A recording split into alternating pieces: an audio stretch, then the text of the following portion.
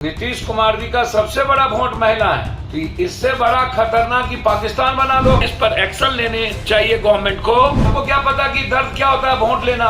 जो कल की घटना है, आईजी साहब के द्वारा जिस तरीके की बात कही गई, वोट पैसे के एवज में देते हो, बात समझ में आती है। वोट पैसे देते हो, वोट सुविधा के लिए देते हो। ये जो नेता पदाधिकारी इस कंट्री में हैं, वो तो जनता के टैक्स के पैसे से ही ना ऐशो आराम की जिंदगी जी रहे। सबके बाल बच्चा, 10 गाड़ी, एसी, विधायक लोगों को अब बिजली फ्री 30 यूनिट हो जाएगा। एमपी एमएलए को हम लोग नाना दादा के घर से थोड़े ट्रेन फ्री, हवाई जहाज फ्री कर। अच्छा, जब हम पैदा हुए हैं तो दूसरे के भरोसे पैदा थोड़ी हुए। ये जो बोलना है और जिस तरीके की बात, इतनी अब बेटी बचाओ, बेटी का सम्मान। देखिए, इस कंट्री में मैं आपको शुरू से कह रहा हूं,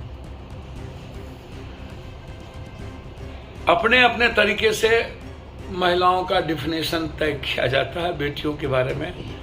अब बांझ जैसी चीज को लीजिए, घर में महिलाओं का रेस्पेक्ट नहीं है, बाहर क्या होगा।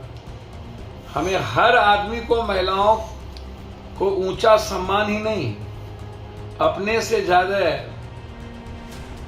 उनके जिंदगी के लिए, महिलाओं के रेस्पेक्ट के लिए ही नहीं, हमें इंटरनल महिलाओं के रेस्पेक्ट की बात करनी है। ये जिंदगी में अब ऐसे मुझको लगता है कि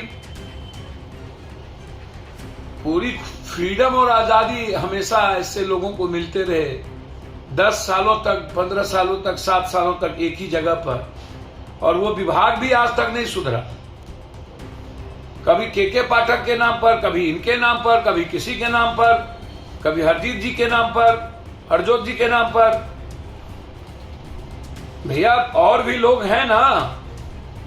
अब सरकार इन पर क्या कार्रवाई करेगी। नीतीश कुमार जी का सबसे बड़ा वोट महिला है, तो इससे बड़ा खतरनाक कि पाकिस्तान बना दो। वोट आपको बांध जाने परसोती के हाल, आपको क्या पता कि दर्द क्या होता है वोट लेना। आप तो पढ़ के एक बार एसी से निकलते ही नहीं हो। यहां तो वोट लेने के बाद भी दुनिया में जो अच्छे पॉलिटिशियन है उसको जमीन पे ही रहना है। समाजवाद को कभी मानने वाले, कम्युनिस्ट को मानने वाले, हम दक्षिण पंथ और अंत पंथ की बात नहीं करेंगे। लेकिन जिस तरीके की बात कही है, ये कंप्लीट रूप से डिसिप्लिन का मामला है। इस पर एक्शन लेने चाहिए गवर्नमेंट को, ताकि कभी कोई अनरेस्पेक्ट बेटियों को लेके, मां को लेके, बहनों को लेके, पत्नी को लेके नहीं हो। मैं बार बार कह रहा हूं कि हमेशा जिस तरीके से इस देश में स्थिति है और लगातार गरीब कमजोर तबके के बेटियों पर बलात्कार की संख्या बढ़ी है, छेड़खानी बढ़ी है, इसमें सबसे बड़ी भूमिका ऊपर से नीचे लगभग 92% लोग ओपन पॉर्न देखना, सेक्सुअल जो एडल्ट पिक्चर है उसको देखना, गाने को देखना, इन सब को बैन करना होगा। और महिलाओं के लिए कोड ऑफ कंडक्ट बनाना होगा कि जो महिलाओं का अनरेस्पेक्ट करता हो, नेता हो, पदाधिकारी हो, कॉमन लोग हो, उस पर सख्त कार्रवाई हो और सजा मुकर्रर हो, एसपीडी ट्रायल हो। महिलाओं के रेस्पेक्ट के साथ कतई कंप्रोमाइज नहीं करना चाहिए। अविलंब कार्रवाई की जाए, हटाया जाए, जरूरत पड़े तो सस्पेंड किया जाए, ताकि फिर किसी की हिम्मत महिलाओं के खिलाफ इतनी अभद्रता और गंदे शब्दों में एक बेटियों को डिमोरलाइज करना,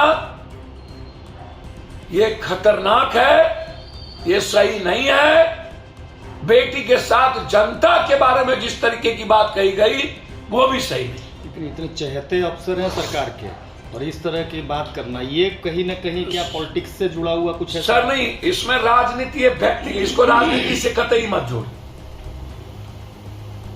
पहले भी ये थे, 18 साल से बीजेपी एनडीए की सरकार थी, तब भी ये थे।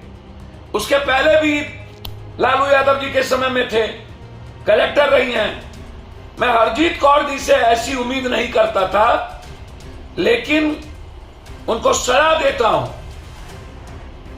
ईमानदारी का मतलब है आचरण, चरित्र, चिंतन में ईमानदार होना। जगह है वहां आपने अभी तक झूठ और गलत को नहीं मिटा पाया।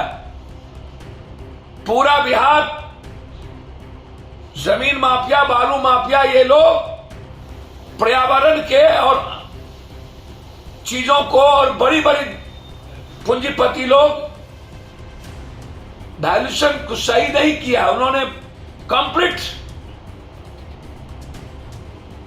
विभाग के वैल्यूएशन को लांघ दिया है और आप मौन बैठे हैं। तो मौन बैठ के ईमानदारी नहीं हो सकती। और ऐसे पदाधिकारी पर सरकार, यदि सरकार चलाना चाहती है, ये हरजीत जी से ज्यादा सरकार पर उंगली उठी।